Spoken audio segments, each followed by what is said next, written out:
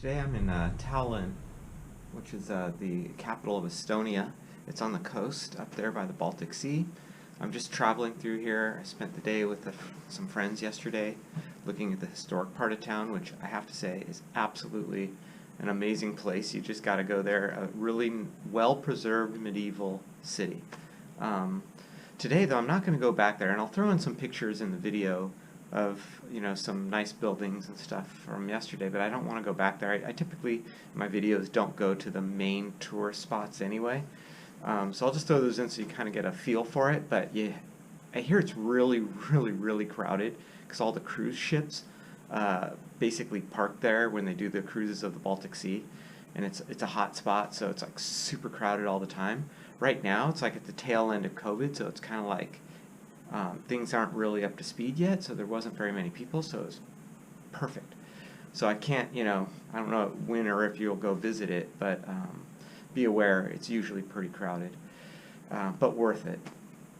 Today I'm just going to go, there's a massive to the, right adjacent to the old city, there's a very large park right bordering the beach or the coastline, so I'm going to go check that out. There's not that many historic buildings there that I saw. It's just basically going to go, for a walk in the park. I'll have to cut through the city just a little bit because I'm staying right next to the airport. So maybe I'll get a couple of cool buildings or some graffiti or some cool stuff to show you, but I really don't know what to find or what to expect. So let's go find out.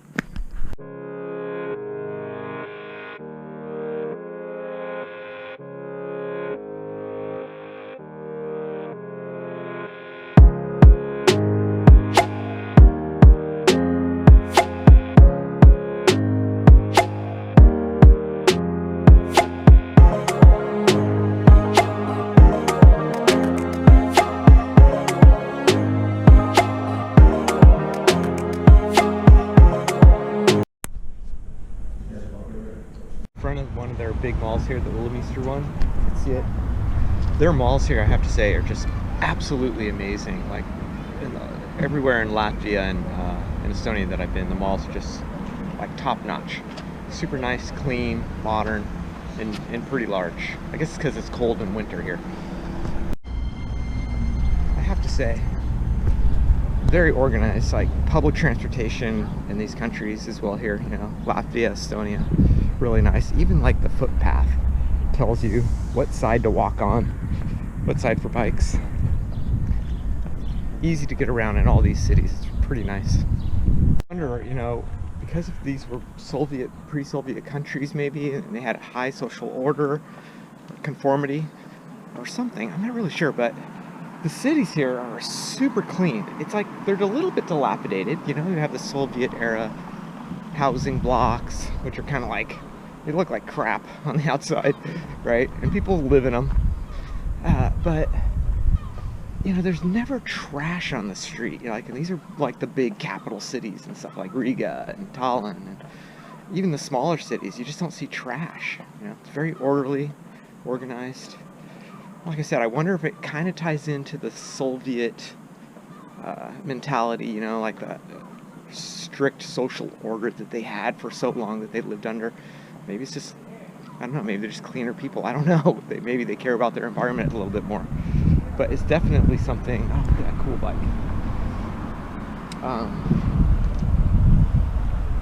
Yeah, definitely something that I've picked up on here. Really like it, really enjoy it actually. It's kind of nice to walk around as opposed to some of the big cities I've lived in, like Dhaka or Lagos, where it's just like trash everywhere. Even London or any city in the US, there's pretty much a lot of trash. But anyway, continue on the journey. There's a lady way up there in like an electric bike. She stopped next to me and I asked her, oh, is that electric? I always assume people speak English here, but the older generations, they don't speak any English, like none. Even the younger people, like I'm kind of surprised like how little English they speak. Like most places in Europe, that you would find, like in Germany or France or Portugal or whatever, the younger people, all of them speak English really well. But here, not so much. Another interesting thing I picked up on.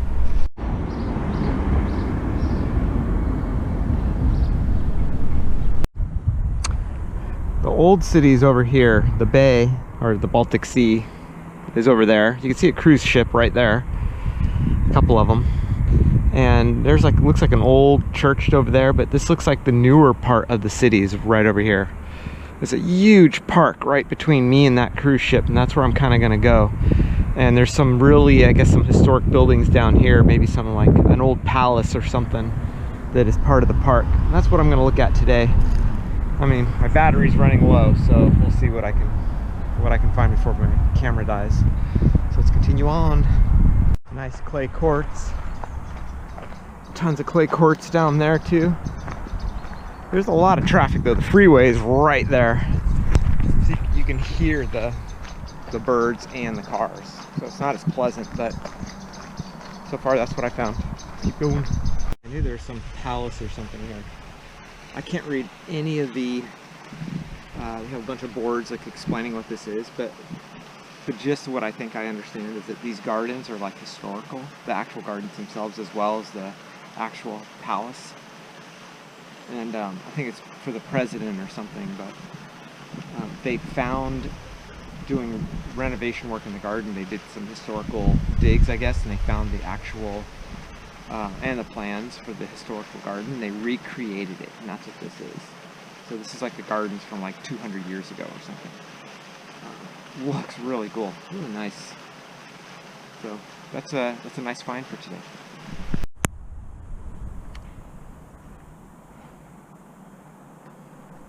That's the bay. That's where I'm headed. End goal for today. 1893, that's the only thing I have to read up there. So, obviously it has something to do with naval something. Orthodox cross on there, so Russian. We'll see. I'm gonna take a look at the beach. Lots of people are out.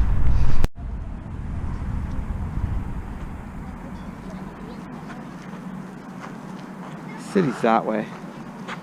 People running, people on the beach, swimming in the water.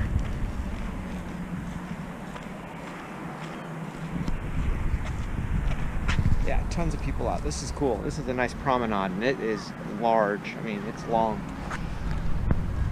So, definitely if you live here, this is a place to live by or come visit often. I think that might be it for today, unless I find something cool. Until next time, catch you later.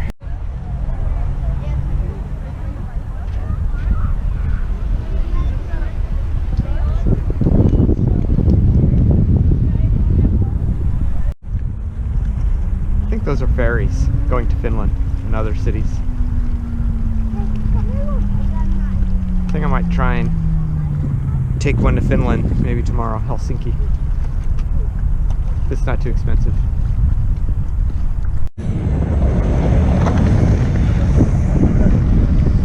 I'm still at the ferry area. By the way, there's a ton of motorcycles. Like, it seems like half the traffic coming across on the ferries. I don't know if it's from Sweden or Finland or wherever. It's one of the ferries. Tons of motorcycles, like tours. It's either the optimal time to do that this time of year, which I suspect it is, or they really enjoy doing that here. But anyway, I found this colossal, just Soviet era architecture plaza something. It's on the park at the very tip of Tallinn, right next to the ferry area. And it's just kind of like dilapidated and like falling apart in like a monstrosity. Very typical of Soviet era architecture. It just, you can tell it's not used anymore. It's just like, it's kind of hideous, but it's kind of cool in a way too. Like, they built this massive thing. Who knows what they built it for, but I'm sure someone maybe in the comments can put what it was used for a long time ago. But it's like abandoned now. It's pretty cool. So I'm kind of checking that out now. I saw stuff like this in the Baltics as well, in Albania, Pristina. They had stuff like this, is very similar.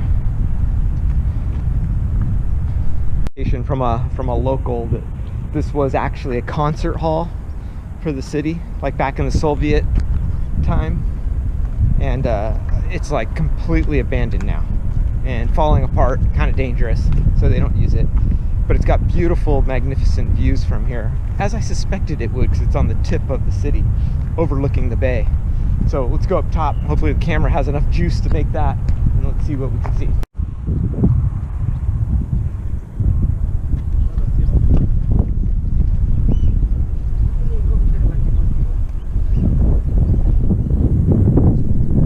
It really looks like they got a pretty good system of bike paths all along the coastline here. I wish I could have more time here actually in the city, because there's so much to see. It'd be a great place to live too. I think it's a little expensive, but if you learn to live like the locals, you could probably do it, obviously. Like my good friend Adrian says, there's poor people everywhere, right? So, in every city of the world.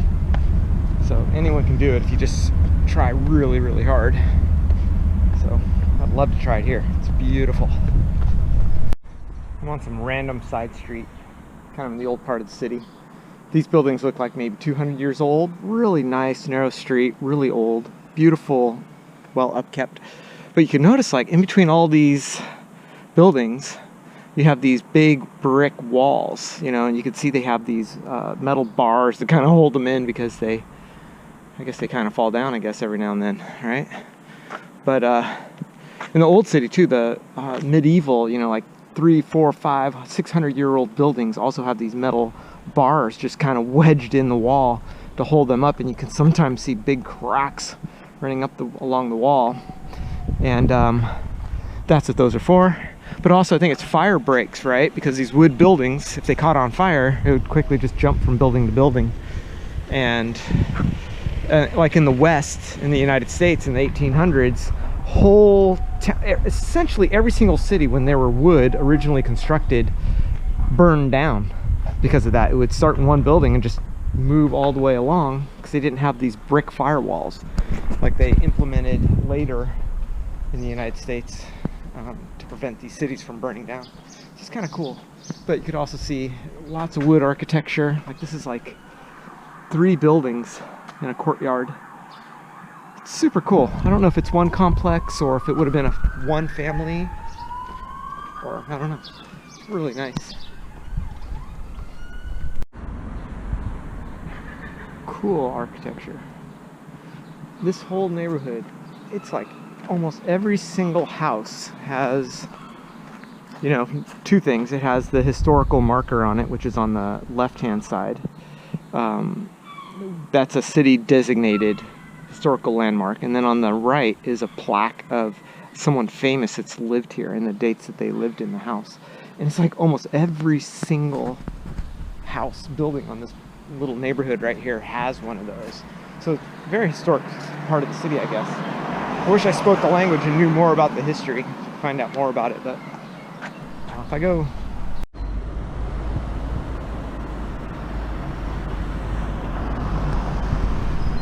So this is the only surviving reinforced concrete power pole left in the city, and it's kind of like a historical thing. It's like over 100 years old. It's interesting that they would make a monument to it, but it is. It's actually a historic marker.